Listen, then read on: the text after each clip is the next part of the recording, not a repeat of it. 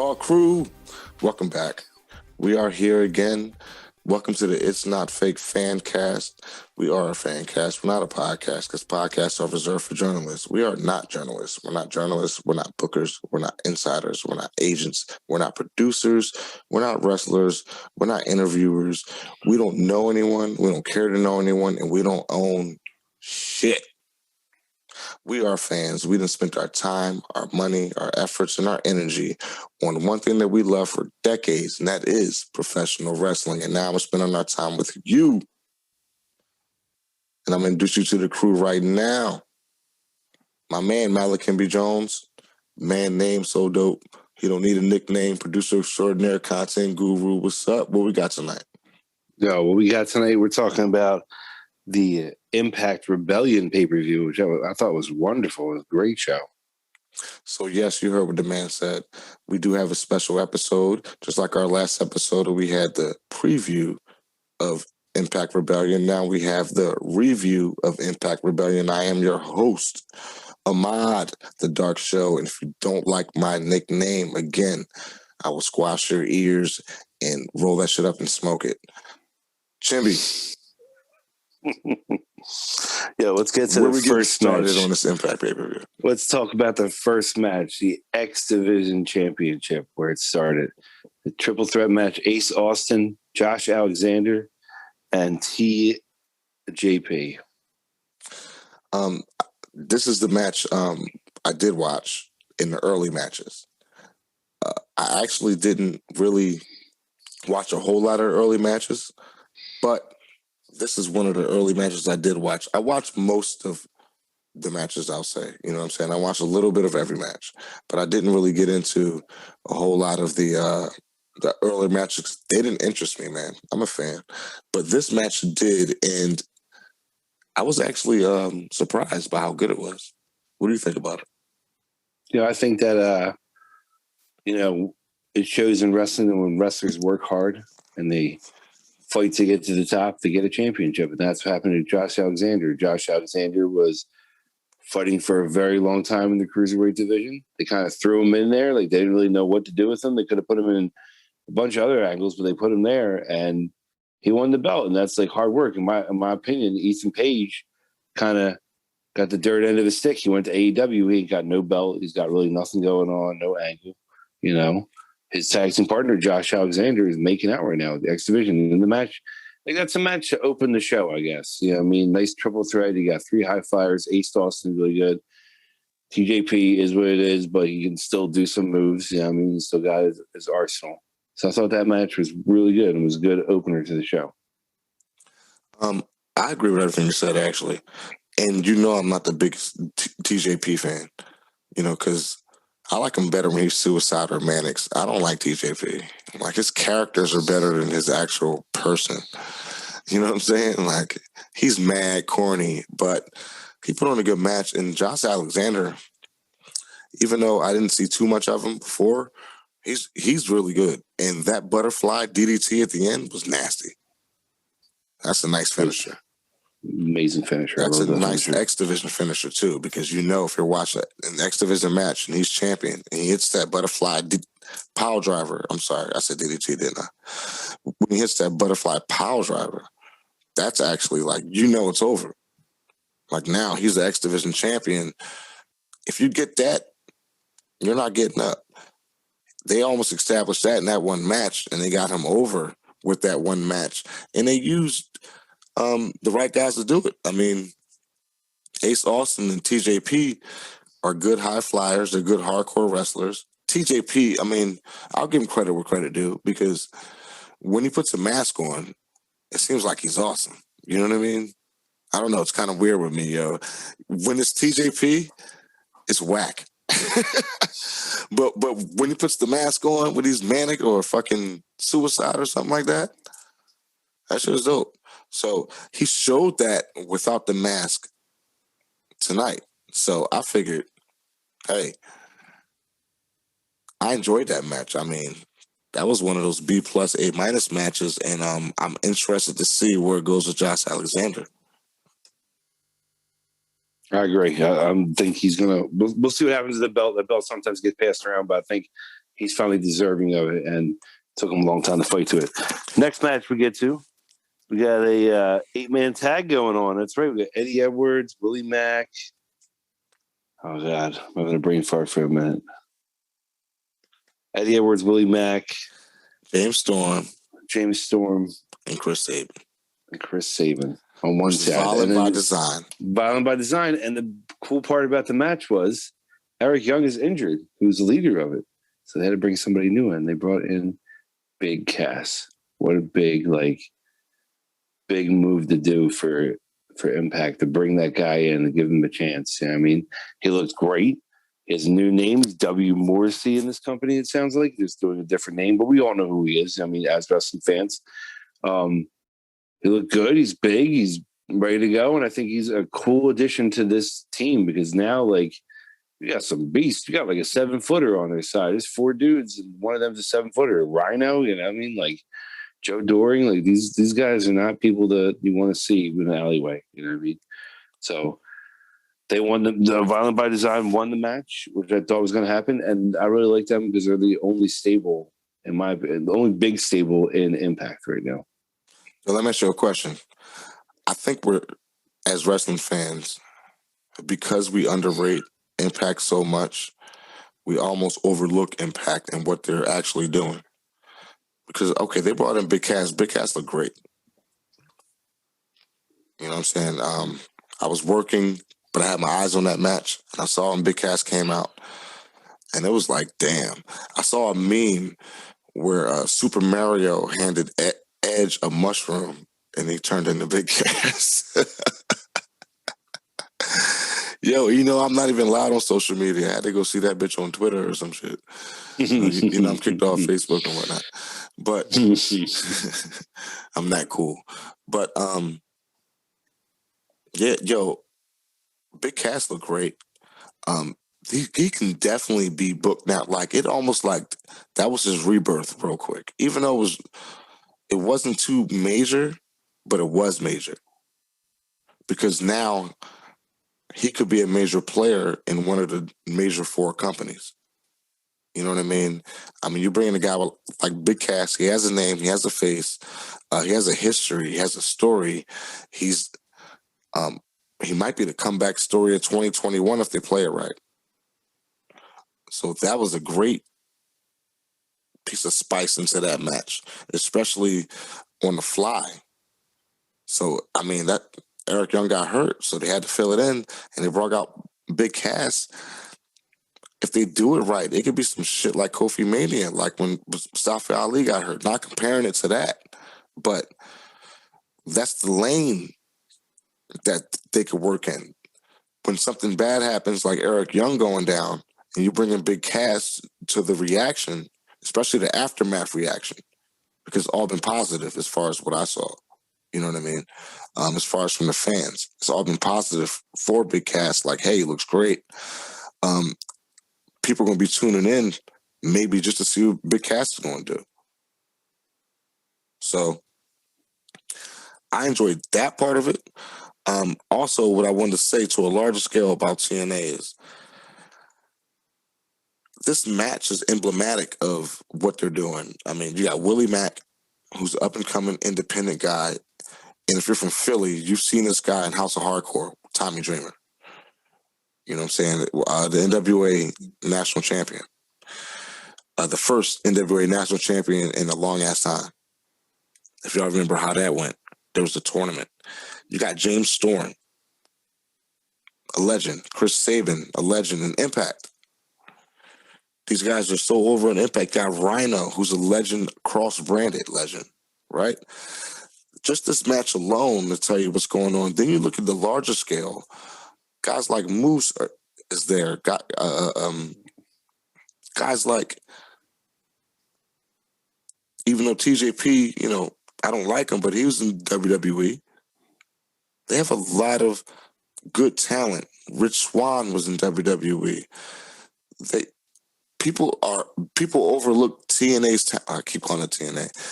People overlook Impact's talent, and they look at the company and how it's been ran for years, and just think it's shit.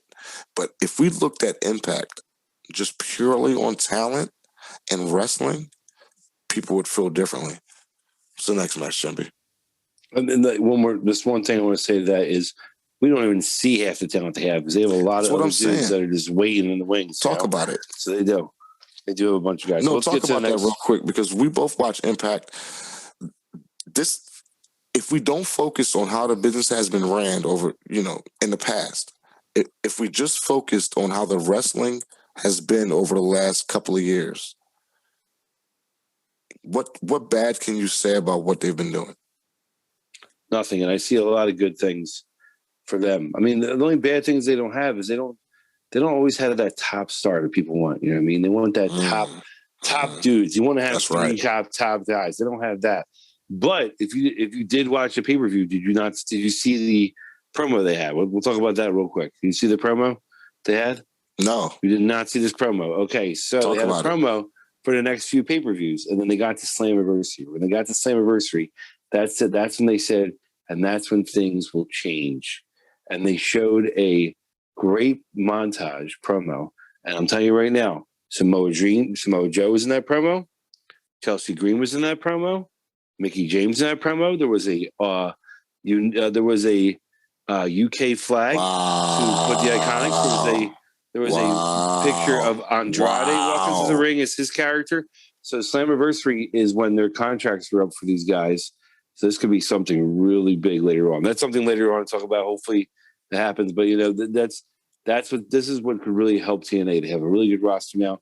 Bringing in people like Samoa Joe and a bunch of these new people that just got fired who are top echelon workers could really help out their company a lot. Yo, I'm about to log into the Fight TV app and watch the TNA pay-per-view just for the promo, bro. We got the Raw Crew Fight TV log in. You know what I'm saying? All right. Yo, that sounds great. But that's a story for a whole nother show. Absolutely. What's the next match? I think it'll happen. We'll talk about it sooner or later. Absolutely. All right, next match we got Brian Myers versus Matt Cardona. This match, Zack Ryder, Matt Cardona. Either or, we all know who he is. Yeah, I mean, but this match, a little feud that went on with these two, and it's been something that they look on Impact like, yo, you guys got history. If you don't remember, they were Edge heads. Those two guys were dressed up as Edge in the WWE, Brian Myers and Zack Ryder. That's how they first got in the business. Then they, shuffled down, and one guy was on Heat, and one guy was Woo Woo Woo. And then they went to Impact. Now they have a great feud. And that match, I was really impressed with Brian Myers. He's doing spears outside. He's doing all these moves inside. Like, he looked really good. And he's wearing an eye patch. So I don't know if he's doing that as a challenge to himself. I know it's a storyline, but can he see when he's doing these moves? If he's doing moves like with one eye, that's pretty impressive. That's what I'll give him. And I really like this feud in Impact. Oh, wait. Me and you both know, and everybody else who's listening knows, that bitch got a whole hole in that fucking eye patch, or it's like a mesh. Get the fuck out. He ain't doing none of that shit with one eye. Continue. But I think it's a good feud for them to have right now, and it was a good match to push one of the guys, and it was either let's push Matt Cardona, which I didn't really see them. Let's push Brian Myers. He's been working for them for a little bit now. Like, he's been doing some storylines and stuff. I think it's his turn to like move up the ladder to success. All right, two things real quick. First, I'm gonna bust on Brian Myers, and then I'm gonna give him props. On the promo, if you look at the promo picture, I was like, is that Aleister Black? All right. So, but the second thing, though, I'm gonna say is, from what I hear and what I saw, again, I had my eye on that match. It was a good match, but I think it meant more than just the quality of match. And you know how I am. I'm old school with it. I think their relationship came full circle in one match in another company. You know what I'm saying? It's like they were the Edge heads, and they both went through their ups and downs in WWE, mostly down, especially for Brian Myers, especially with his 1,000 losses or whatever. He had all them losses in a row, and that was his gimmick, to get beat. Zack Ryder finally got his love at a pay-per-view and then lost the belt the next night. Like, if there were two guys who got done super doo-doo dirty by the WWE, these guys would be on that list. And for them to be able to have a match against each other on a pay-per-view. So you watch this match and let's go back and watch the Edge Hedge work a tag team match. You know what I'm saying? And that's how we get like the full circle. And I enjoy it in that way. And I will go back and take a look at this match after hearing you describe it, because I did have my eye on it, but I couldn't really concentrate on it. But at the time, I do remember thinking like, damn, this is the full circle match. The full circle of their careers and their relationships, how it relates to their careers. So that's dope in that aspect. And again, Impact is doing the right thing right now. Wrestling is up. I don't know what the fuck y'all talking about. Wrestling up like Bitcoin. Let's go. Next match. Next thing we got was actually interesting. Before we get to a match, Tony Khan and Scott D'Amore had a little promo backstage thing, and they were talking about it. We got to talk about this shit, champion. Definitely have to talk about it. Well, the thing they did was they messed with the main event match. They made a referee from Impact and a referee from AEW there for the main event. But also to see that really opens up my eyes. Like, ooh, are they going to do more things? And I think they are. I don't think this is it. I could see a bunch of I could see Darby Allin fighting somebody in AEW and Impact. I could see a lot of different things. The Young Bucks could definitely come here. You know what I mean? Like, there's a lot of things they can do right now, and to see that was great. All right, Jimmy, what we got next? We got Tony Khan and Scott D'Amore had a little backstage promo, which I love. They messed with the championship match. They had one referee from AEW and a referee from Impact.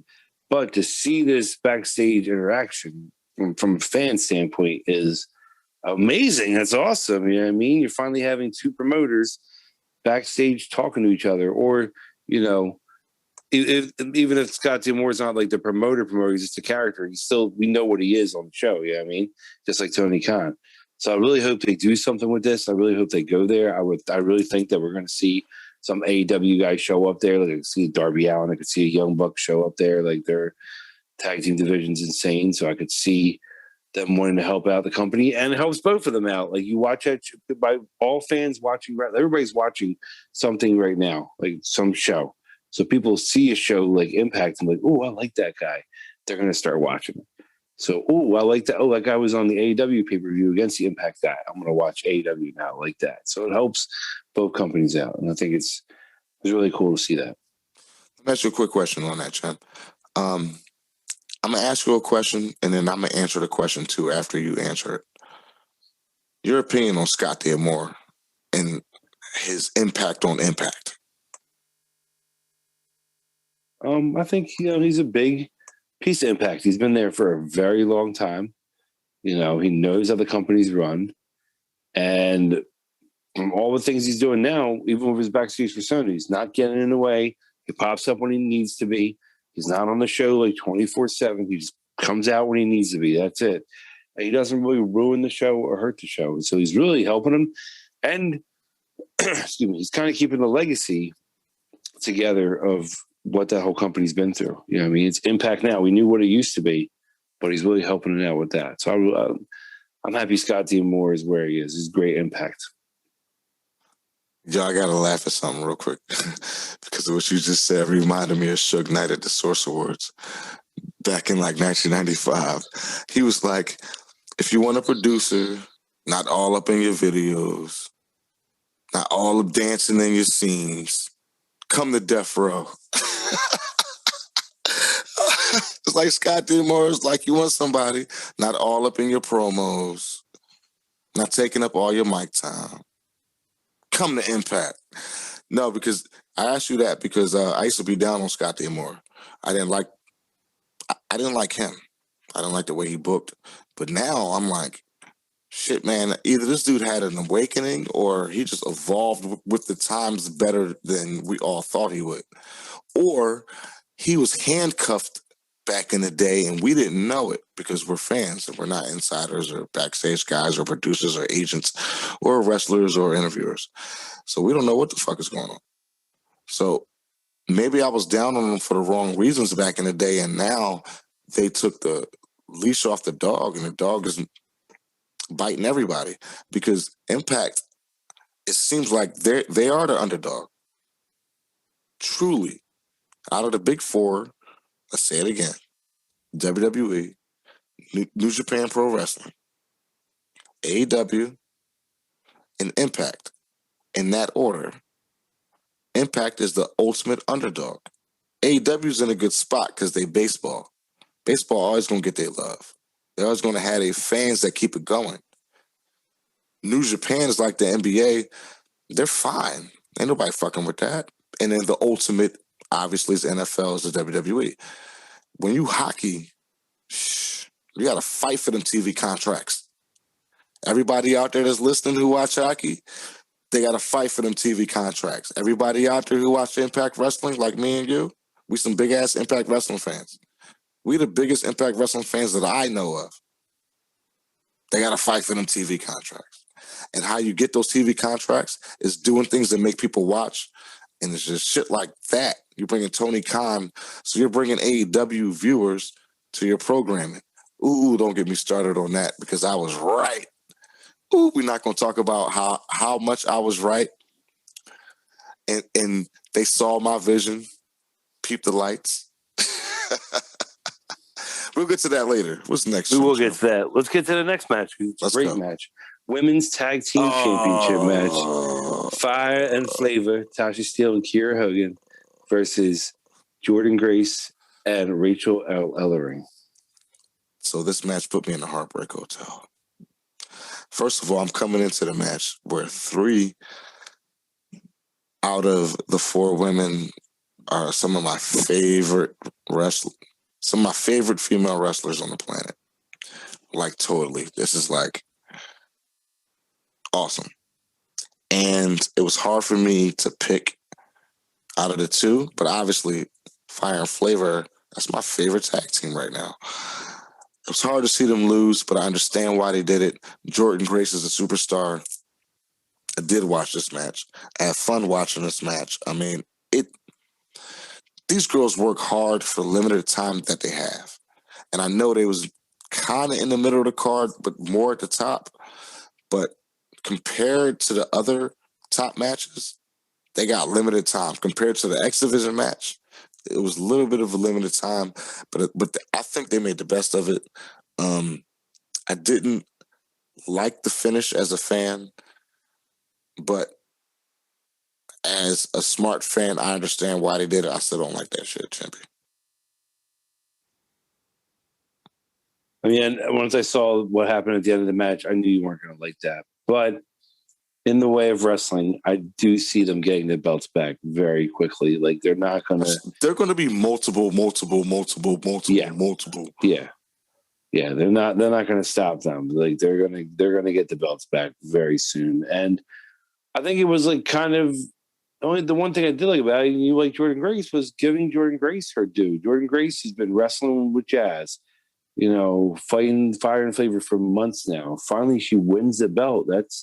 It's kind of sad that a lot of people were like, "Oh, it sucks, Fire and Flavor." It's like, well, what about Jordynne Grace? Like, doesn't she get a chance to have a championship? Like, she's not going to beat, the women's champion right now, but she deserves some kind of belt. She deserves to be Fire and Flavor in one match. They're going to get the belts back. They're going to get it back. You know what I mean? But one thing I loved about that, one thing I really not even talking about, was that match.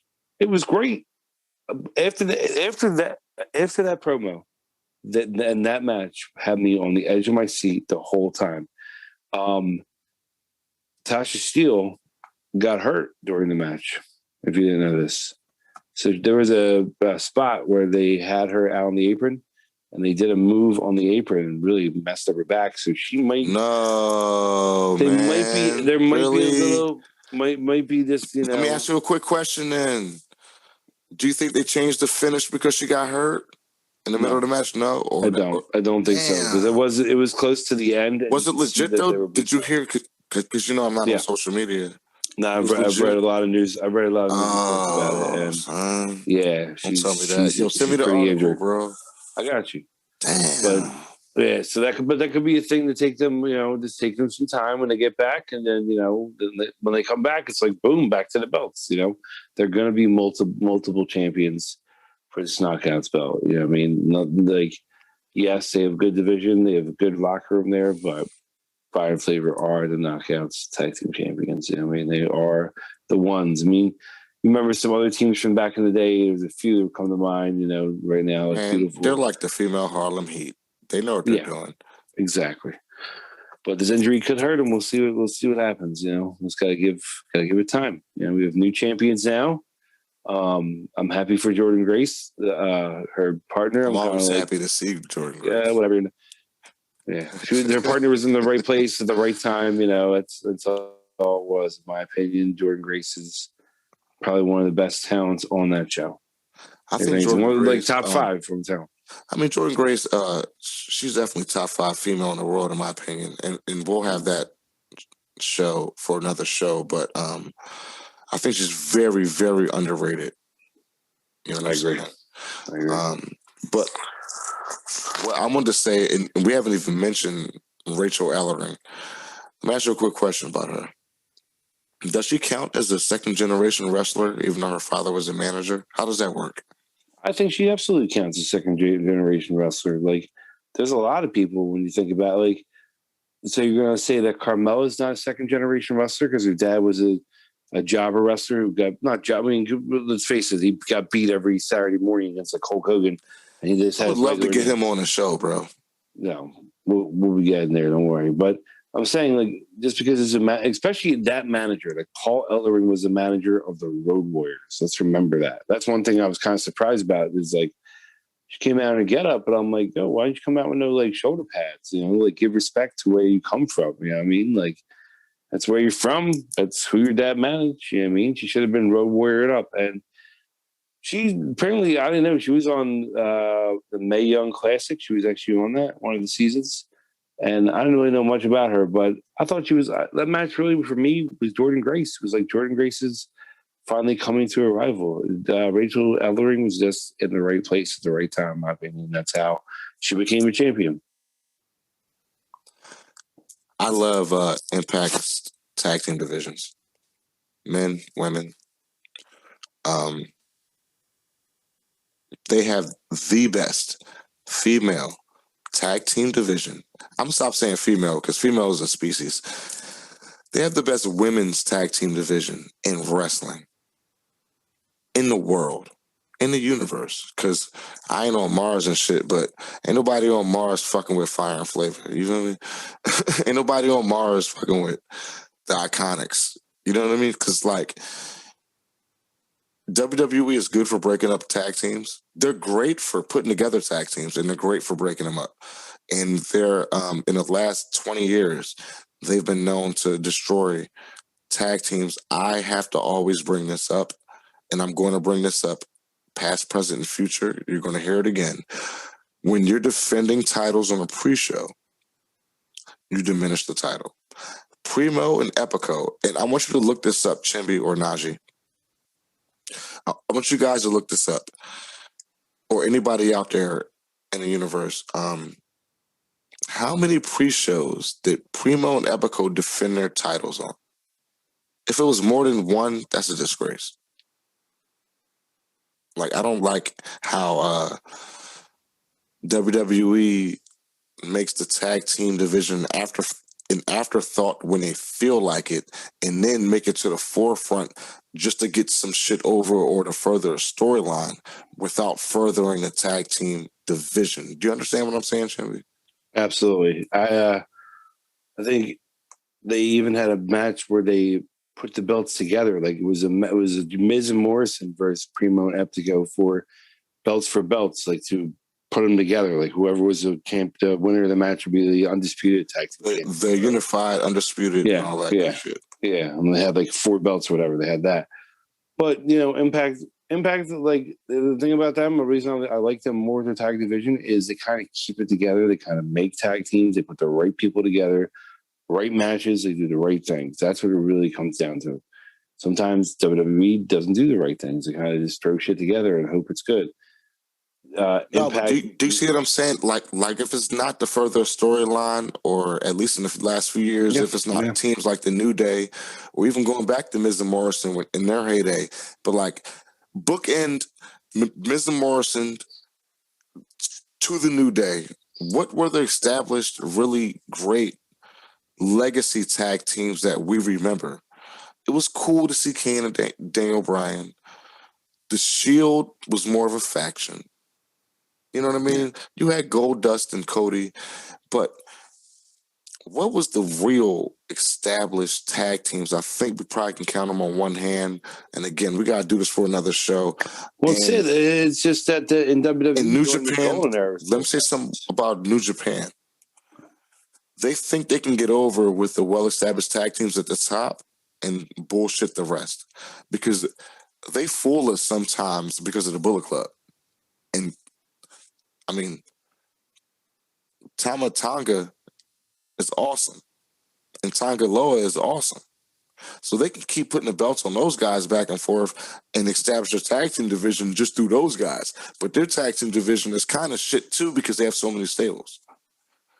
You know what I mean? Everything's a stable in New Japan. That in itself ruins the tag team division, in my opinion. And I love New Japan. And then we got AEW. AEW does not promote the tag team division. They'll use the tag team division the same way WCW used to use their cruiserweight division. Yeah, I said it. Let's go, Chimpy. What's the next match? The next match. Speaking of good old WCW, where they had gimmick matches, here's our gimmick match of the night. Last man standing, Sami Callihan versus Trey Miguel. You want to speak on this match, or want me to speak first?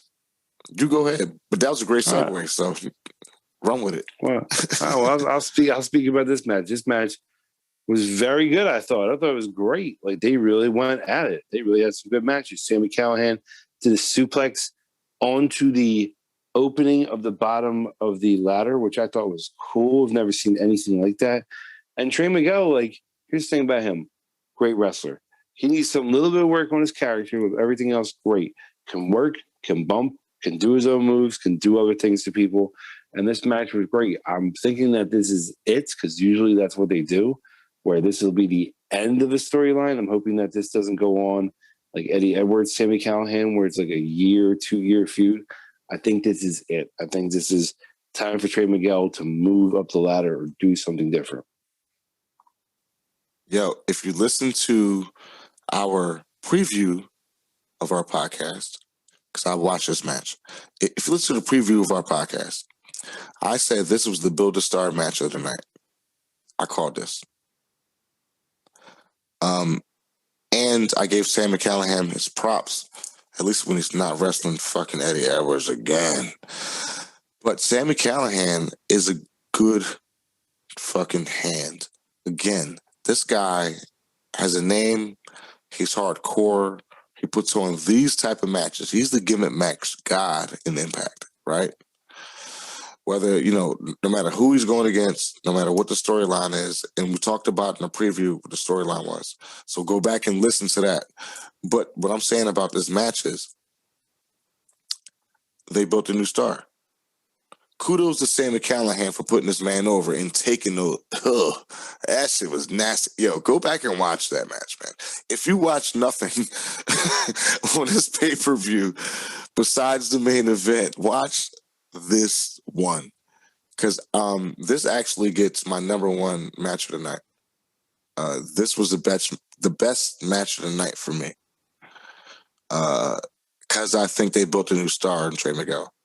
And I called it. I knew it. I knew what they were doing with this guy. He's that good. He looks good. He shows good. He gets it done in the ring. And he like the evolution of his character is coming to fruition. And it worked through an organic storyline. And again, I love my organic storyline. OS, baby. Yo, let's go, Chimpy. Yo, the next match was the men's tag team match. That's a wonderful match. Finn Juice, the champions, versus the Good Brothers. We all know who they are, Hey, let me guess. This is your favorite match of the night, ain't it? I mean, at first I was liking it, and then halfway through it just looked a little bit sloppy to me. The match didn't look as good as it could look. These guys are all four great wrestlers, but it just looked a little sloppy at the end, the ending, plus like I had a feeling that the Finn Juice might retain. And at the end, I know we had different picks on the preview show, which please go watch that. And also everyone, please like, comment, and subscribe on our videos. I really appreciate that. But this match, I felt like Finn Juice, but right before the pay-per-view, I'm like, they're going to retain. It makes sense. It's no need to take the belts off them. They can still have a lot of good matches. They are good workers. I just felt the match was a little sloppy. That's how I felt. I think it lacked chemistry. I think this match lacked chemistry. I mean, I know we saw this match before, and the Good Brothers lost, but that match was better than this match for some reason. Like usually, and I think I said it right. Didn't I say that this match? I was wrong about it because in a preview, I think I said we were going to get a better match than the first match, and I was wrong about that. We actually got a shittier match. You know what I'm saying? I don't have a fuck that match rating of the night, but I have a disappointed rating of the night, which was this match. And I was expecting this match to be the best match going into the pay-per-view because I had already a preconceived expectation of the main event. So that was already out the question, right?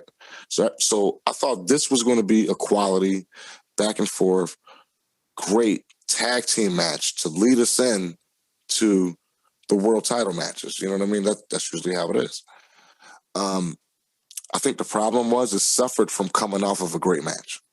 Again, in wrestling, if you got to fuck with a tough act to follow, you got a problem because you can't change your match. You're watching greatness and you're like, damn, we got to go next. So as a fan, again, we're fan guys, but as a fan sitting in the front row, because I've been there, watching a great match and then seeing another match come on and it's not a bad match, but it's not what I just saw and I have to wind down from that, man, I'm ready to go get a cigarette. I'm ready to go get some popcorn, a hamburger, or I'm ordering a beer, or I'm trying to see what's going on in this match. But I have to wind down from what I just saw and then get worked back up. You got to give me some time. So I think this was one of those matches. And I think the timing was off and the chemistry was off, bro. 100%. They could. I think they could have added another team to this match, and it would have done some justice to it. Yeah, it would have done some justice. It's kind of it just looked too sloppy for me. It just looked too sloppy. Best way to describe it. I'm not trying to cause bad trouble with those tag teams. They just, when you put two of the best tag teams in the world in the ring, you don't want to see a sloppy match like that. And I just felt it was sloppy. That's how I felt. Chimby, what's the next match, brother? Next match is the women's title match. Hopefully I get this woman's name right here because I always mess it up. So wait, stop.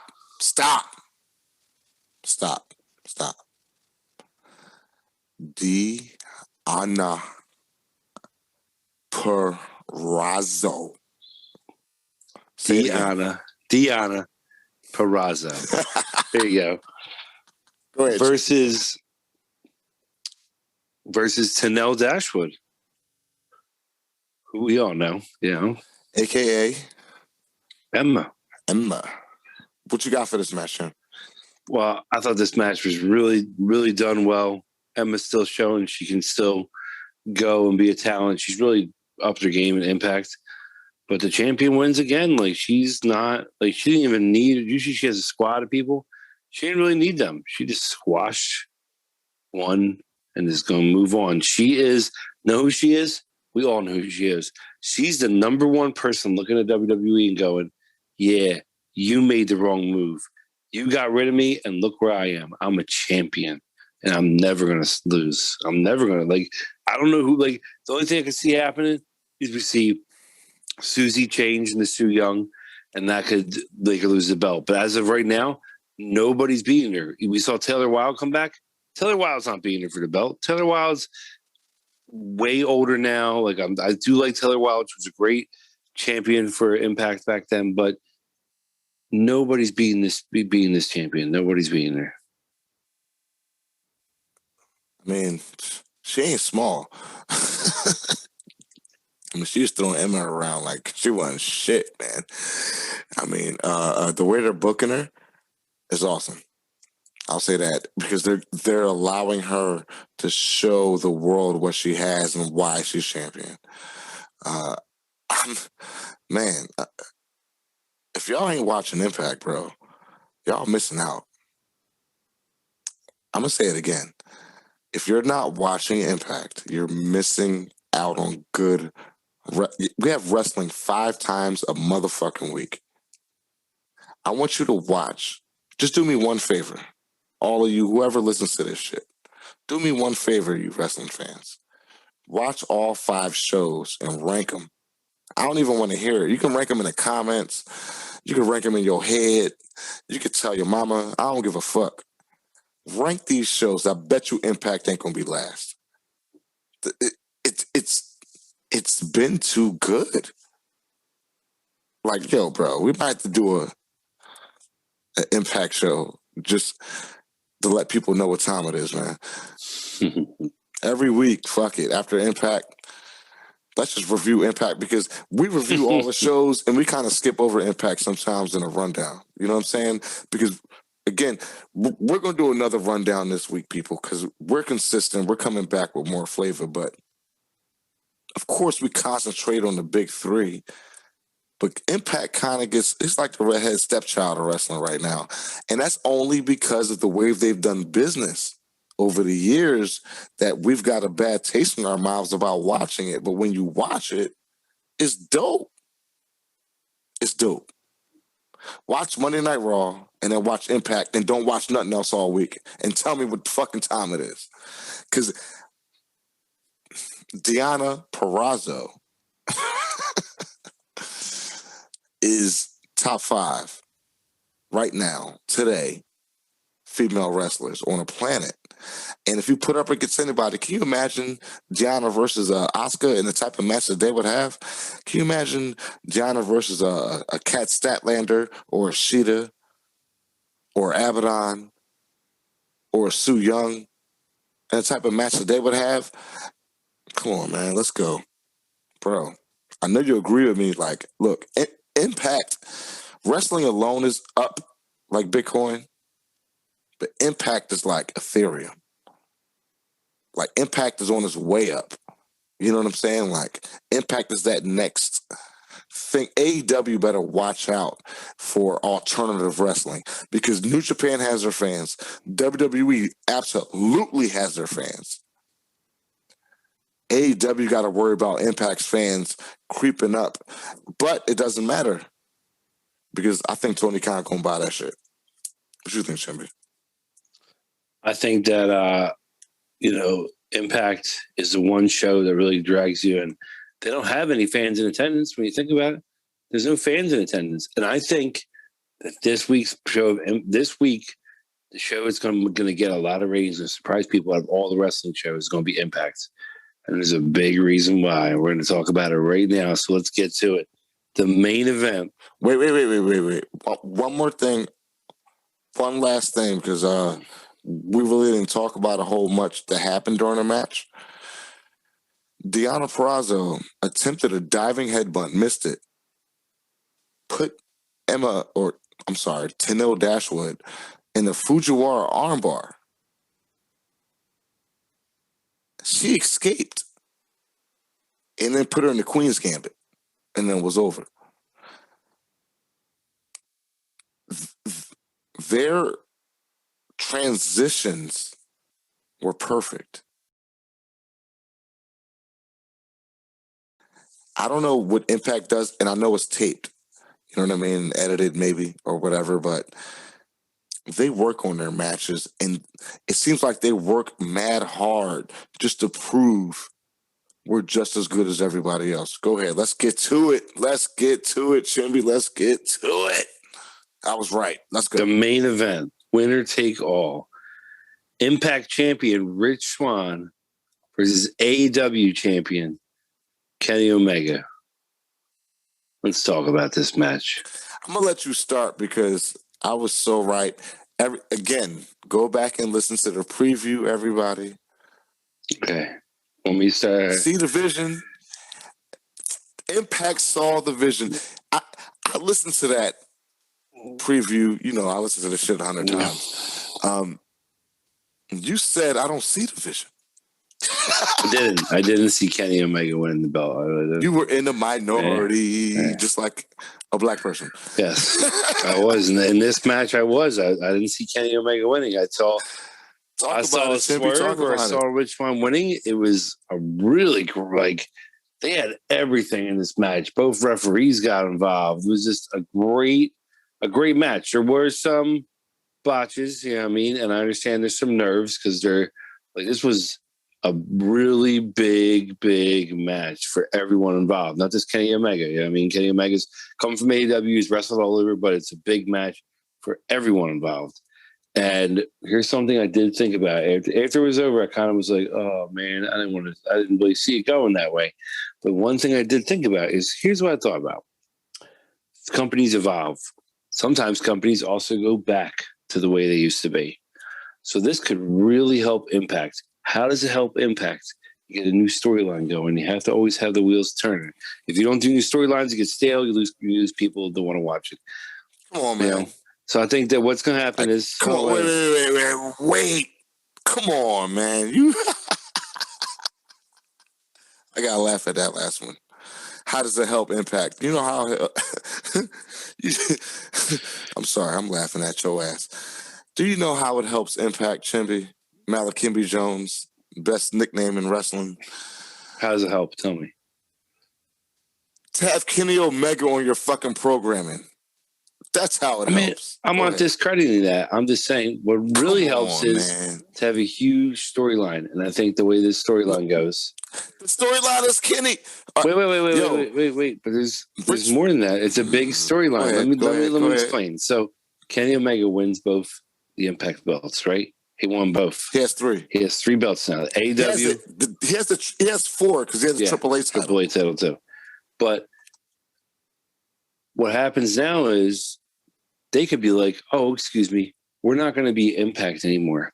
We're going back to our roots and being TNA and make new champions and make new belts and have a tournament, have a whole thing. That's one thing they could really do. So that pay-per-view really helps them because now everybody's like, wait, he won both belts. And then when you hear, oh, you know that company where that guy beat him? Oh yeah, they brought back their old ways. They have a 6-sided ring.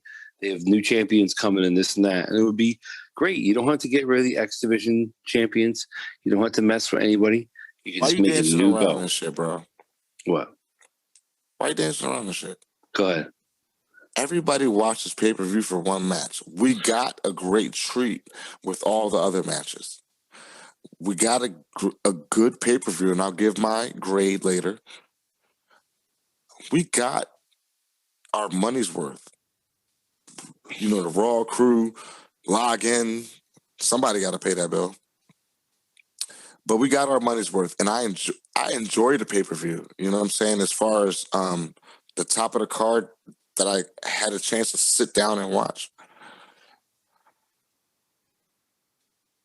So let's get to my opinion on the actual match itself. So the match itself, it's not shitty.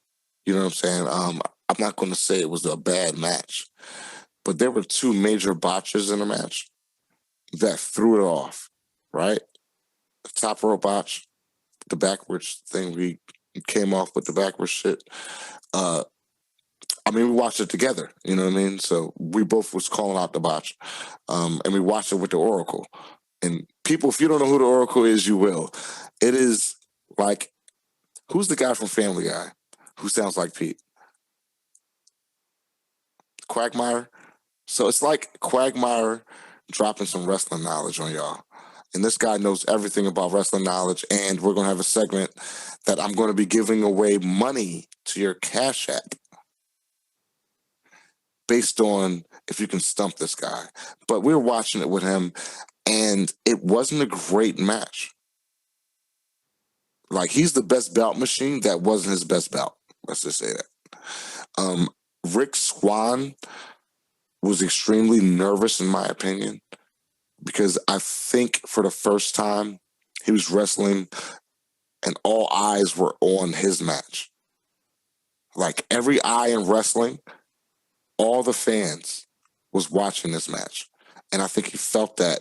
And the botches were his fault, in my opinion. Their timing was off a little bit in certain spots, but Kenny made it work because he's one of the best wrestlers we've ever seen. And the right guy won, so I'm going to get to my shit talk and my braggadocious shit, because I was right, Chimpy. You were wrong. You thought Rich Swann would win, and no.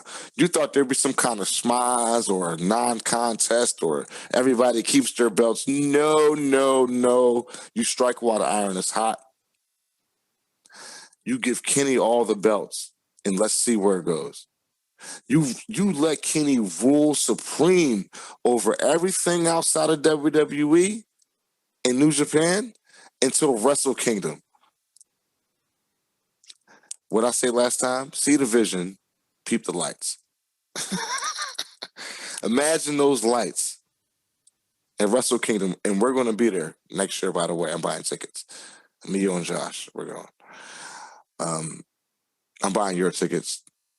I'm buying Raw Crew tickets. We're all going. We're all going to Wrestle Kingdom next year in Tokyo. So we will have footage of that next January.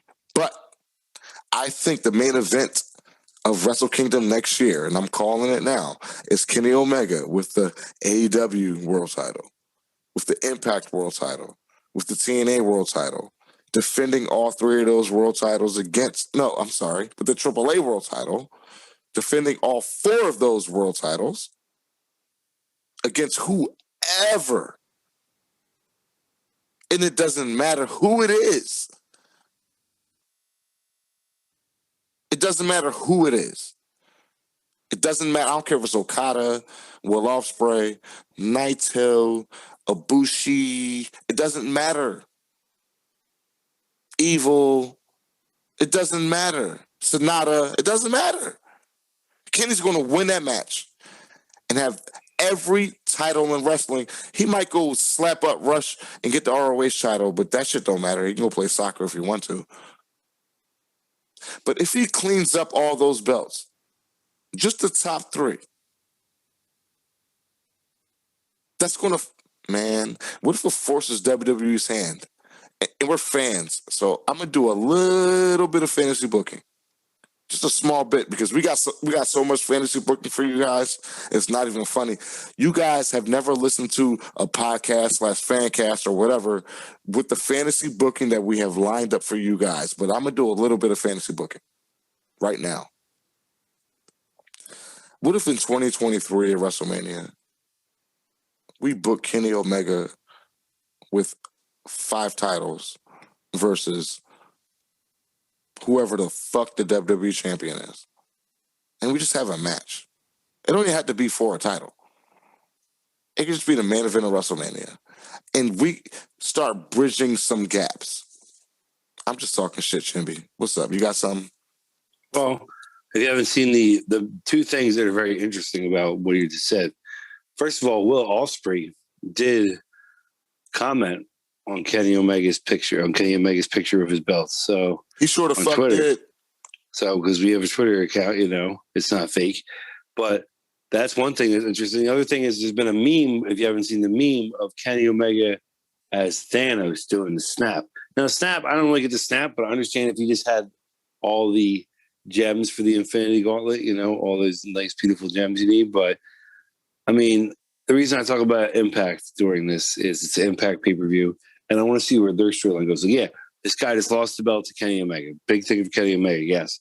But what's going to happen with Impact now? They don't have champions. There's no champions anymore. You have to do something. I think they're going to go back to TNA. And Kenny Omega, I think Kenny Omega is good enough and willing. This man he's like the best wrestler in the world who loves wrestling the most, right? second to Chris Jericho, maybe, right? 'Cause you have to love wrestling to be just Chris Jericho and still wrestle, right? He doesn't have to wrestle. He just loves it. Kenny Omega loves it on that level. So I think that man is more than willing to show up and defend that title once a month or once every other month. I also think he's willing to show up in further storylines. I assume Rich Swann will be calling for a rematch. I assume he might get it on another pay-per-view. And you might get your wish. But I doubt it. I think if you want to make an impact, no pun intended, on wrestling, you do what I say. I'm talking shit. You do what I say, Chimpy. You have Kenny, because how long we've been talking about Kenny Omega being one of the best wrestlers in the, let's prove it. Let's have a guy on the independent scene who's the best, the territory guy. Let's go back to the territory, but do it with a modern flavor. And let's have Kenny Omega be the Ric Flair of the territory of the modern flavor. All right. Well, speaking of territories, what if Scott D'Amore said, "Hey, we don't consider them championships anymore. We're not Impact. We're now TNA." That could start a whole new storyline with Kenny Omega being like, "I want that belt. I want the TNA belt." He has the TNA belt, bro. Well, if they make a new belt, if they have to. No, he has the TNA belt. He has the Impact title, the TNA title, and the AEW title, and the AAA title. He has. There might have to be a new belt. He has Moose's title. Think about how many belts have been made. There's always a new belt. He has the canon TNA belt. He has the canon TNA belt is canon with the Impact title, kinda. They're related. Well, that's what I'm saying. Scott D'Amore could say, "We don't consider them championships anymore in our company." How? This is a new belt. They could. We're saying that would make always no fucking sense. Because after pay-per-view, there's always it makes no sense. You're always trying to find a way, man. I know. I get it. And you're supposed to do that. Like, let's touch every base, right? Let's tackle every tunnel and go down every path. But come on. I'm just saying explain a new pay-per-view. Explain that shit. Explain it. It's after pay-per-view. There's not a champion in the company. They got to have a new storyline to get people interested. Always something new. Hold on, man. Wait. Kenny Omega. There is a champion in the country. Not in that company. Not in that company. No, Kenny Omega. Kenny Omega is an AEW he had wrestler. To have signed some kind of deal with Impact in order for him to be their champion. From what we know, but from a fan standpoint, we don't know that. Something. From a fan standpoint, we don't know that. You know what I mean? We don't know. So I feel like there's you gotta, if you hamper on somebody that's in another company that can't be there all the time, you can't do nothing. But if you make a new storyline, in your company, there's always ways to go on it. So that's why I think this. Does Rich Swann show up on Dynamite before Impact on Thursday? I don't think so. So there's two different things they said. They said either it's going to be Brian Cage or Adam Page at the pay-per-view versus Kenny Omega. But I don't see it going. Title. I don't see it going that way. I think Rich Swann could show up at the pay-per-view. It could be the rematch pay-per-view at the pay-per-view at Double or Nothing. And that's even perfect. Double or Nothing. You know what I mean? Rich Swann show up at Double or Nothing and have the fucking maybe a three-way. Yeah, could be one-on-one. Could absolutely be for all the belts. Could be once again. I mean, that's something that Kenny Omega might do now. All his belts. You know what I mean? Pass them around. Whoever wins it next. It's a lot. There's a lot of things that can happen to this. Like a lot of things. I ran it down on the last show, man. I already know what's going to happen. I'm saying we're going to Wrestle Kingdom. Kenny Omega's winning the IWGP World Heavyweight Championship. And he's going to rule the wrestling world and they're going to force Vince's hand. If Tony Khan has a good look, again, Jon Moxley, Chris Jericho have great relationships with New Japan. obviously. Moxley is still the U.S. champion. So how does AEW not have some kind of relationship with New Japan if John Moxley is still the champion, the U.S. champion? They have a great relationship because this motherfucker is still the champion. So that means Kenny Omega's relationship with New Japan is personal. Those fences have to be mended. Tony Khan is the right person to mend those fences. Why? Because he has $1 gazillion. And he knows, and I know, and you know, and everyone else knows, wrestling fans are going to flock to anything cross-branded. If you cross-brand in wrestling, like that's the ultimate story. What's the best storyline in wrestling? The NWO? NWO, absolutely. Absolutely the best storyline. And what was the premise, the main premise, at least at first, of that storyline? They were guys. Everybody thought they were guys from WWF. Yep. You know? And it changed everything. It changed everything, bro. Dudes, DX pulled up at Nitro in the tank. Was that a work? ECW, motherfucking Rob Van Dam made himself the man on Monday nights, right? Look, that was like a taste of what they're doing now. It could be a taste of what they're doing now. The NWO, yes, that appeared to be cross-branding. We're talking about real-life cross-branding, bro. No invasion. One dude going from territory to territory, company to company, collecting belts. That's crazy. That's crazy for wrestling fans and wrestling. Man, wait till they come to Philly. It's going to be bananas. I can't wait to go to a show, Chimpy. I can't wait to go to a show either. We'll be going to a show hopefully soon. I'm not going to say much more about this match. All I'm going to say is yes, you won. But I'm really excited to see what's the next storyline step of both these guys, Kenny Omega and Rich Swann. You know, we don't know who's Kenny Omega is going to fight the next AEW pay-per-view. Rich Swann lost. We'll see where he goes from here, you know? Yo, no, on that note, that is the Impact Rebellion pay-per-view.